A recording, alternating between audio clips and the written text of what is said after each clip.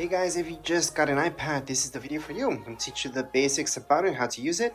Quick manual, it doesn't matter which one you guys got, it's going to be the exact same manual for all of these guys. So let's just get started. You guys have your notes. This is something that I use a lot. So you guys can add any notes just by go ahead, tap away, start typing. Or if you guys want to draw within here, you guys can also draw. You have an Apple Pencil, you guys can draw with that Apple Pencil as well. But you don't need an Apple Pencil, you guys can just draw yourselves. And then when you're done, just click away. You guys want to add another note here. It's pretty easy. Just go on the top right hand corner. You will notice this. It's the farthest away option. And then you just add another note. You want to add another note, again, on the top right hand side, another note. And those are my 3 notes that I created right now. If you guys want to delete any of your notes, just slide. You guys are going to see this, tap on it, delete.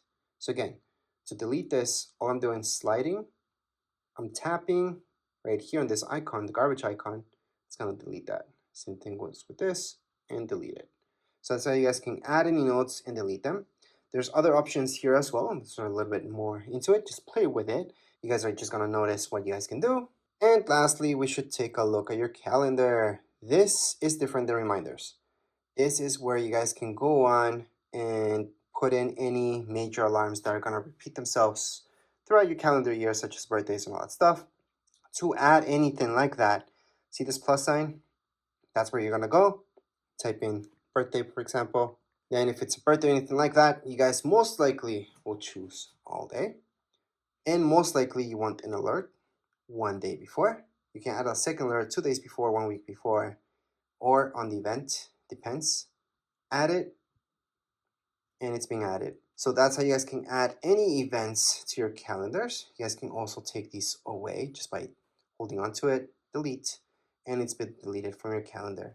So that's how you guys can delete or add anything to your calendar. And last but not least, to search for any apps, besides going all the way here and just looking at them, you guys can tap here and search for a specific app, such as books.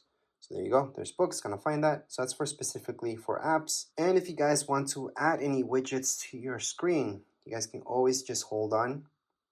You guys are gonna see the plus sign on the top left hand side and add any widget you like. I'm just gonna do batteries for now. And there's my widget for batteries. That's if you guys want to bring back any widgets into your home screen.